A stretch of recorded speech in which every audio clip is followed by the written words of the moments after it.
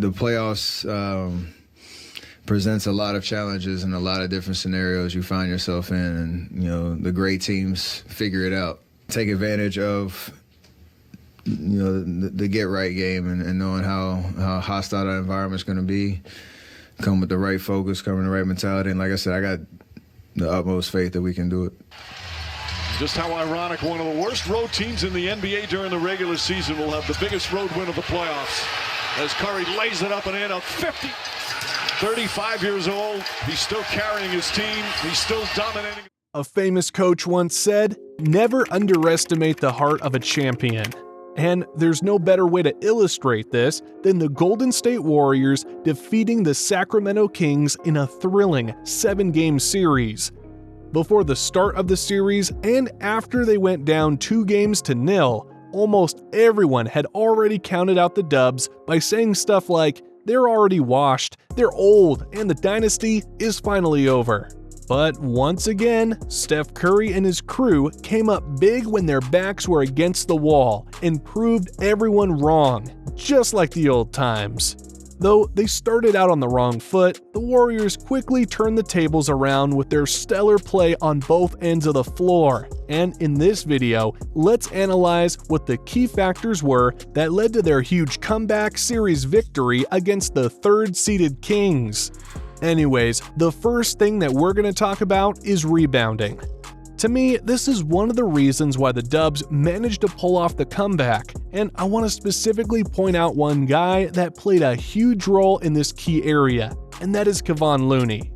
See, here's the rebounding stat of the Golden State Warriors across 7 games.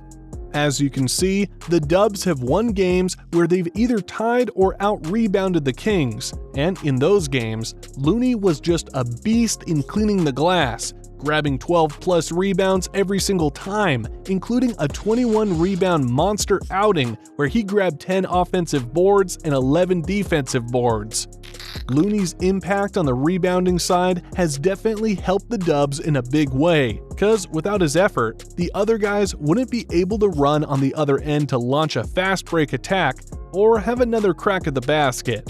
I mean, Looney gave the Dubs a ton of opportunities to score more points coming from his offensive rebounds. And if you take a look at the graphic right here, you'll notice that the Dubs had won the game, where they registered at least 18+ points in terms of second chance points. Anyways, let's now take a look at how Looney has made a huge impact on winning with his rebounding by reviewing a couple of plays right here. Off of Clay's one-legged fadeaway miss, Looney just grabbed the offensive board right here, and even though it slipped through his fingers, he dove for the ball and never gave up on the play. And because of his hustle, it led to an off-the-glass runner by Steph. In this sequence, Steph Curry is doing his thing with less than 10 seconds left in the half.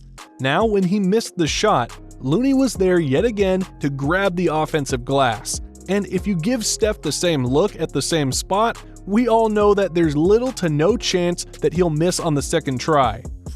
Now, in this last play, watch how Looney sticks it back in after Clay missed his layup. And instead of just making 2 points, the Dubs have an opportunity to complete an and-one play thanks to Looney's efforts down low. Anyways, the difference in rebounding wasn't the only thing that proved to be the difference maker in their matchup against the Kings, because aside from this, their third quarter scoring was also another factor why they won the series. Here's a graphic showing the Dubs' scoring performance in the third, and as you can see, they won in games where they outscored or tied the Kings in the third quarter, just like what they did in games 3, 5, and 7. Though they struggled pretty much throughout the entire season, the Dubs have a history of dominating teams coming off the gates after halftime, and most teams, just like the Kings in this instance, had simply no answer when the Dubs turned up the heat by the third quarter. Anyways, the next key on how the Dubs managed to take down the Kings has got something to do with their defense. See, in games 1 and 2, the Warriors lacked energy at playing defense, which is why they dropped their first 2 outings. However, the Dubs picked up the pace defensively on the next 3 games, averaging 10 steals and 6 blocks per game, and due to this, the Dubs won these pivotal games. Since we brought up their defense, let's break down some clips on how they managed to stop the Kings' key players in some possessions. Check these out. You can see here that Mitchell already had a head start in his fast break attack.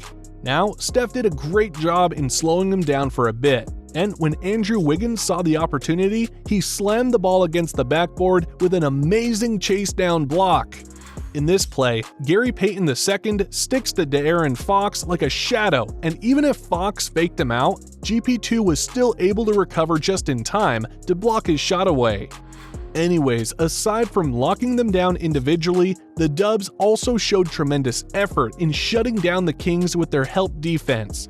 I mean, off the pick and roll, Domantas Sabonis had a clear path going to the rim in this play. However, Klay had other plans in mind as he stepped up to the plate and challenged Sabonis in mid-air without getting called for a foul.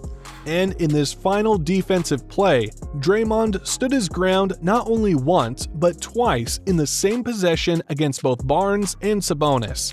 The Kings literally couldn't buy a bucket every time the Dubs turned it up defensively, whether it was on ISO situations or half-court sets. And this is one of the reasons why the Warriors were able to dig themselves up out of a 0-2 hole. Anyways, from talking about their stellar defense, let's now switch gears to the offensive side and talk about how they managed to outscore the Kings inside the shaded lane in the last 5 games of the series. To me, this is one of the crucial factors why the Dubs were able to climb back into the series, because if you take a look at this graphic right here, you can see that in games 3, 4, 5, and 7, the Dubs had either tied or outscored the Kings in terms of points in the paint, and I think this was a crucial factor why the Dubs ended up winning those games. Whenever their outside shots weren't falling as they used to, the Warriors would always switch up their strategy by aggressively taking it into the heart of the Sacramento Kings defense, and as the numbers showed earlier, their strategy worked just fine as the Kings had a tough time of containing the Warriors both inside the paint and three-point line at the same time. Anyways, for my last point, let's throw away the X's and O's as well as the advanced stats on the side for a sec and talk about the biggest reason why the Dubs have successfully pulled out a miracle comeback, and the reason that I'm talking about is none other than Steph Curry, or as Stephen A. Smith would say, the greatest shooter that God has ever created. The greatest shooter that God has ever created. Without the chef, none of this would have been possible. And as you can see in this stat right here, Steph showed up in games where it mattered most as he averaged 33 points in games 3, 4, and 5, while capping it all off with the greatest Game 7 performance of all time by dropping a 50-piece on the Kings' home floor. I mean, regardless of the team that the Dubs are facing, no one can prepare and withstand the onslaught that Steph is about to bring, especially when he gets into his zone. And when you have someone like Steph in your corner, there's a real possibility that you can still pull a comeback in a series, even if you're down 0-2 or 0-3, because his greatness is simply at an all-time level.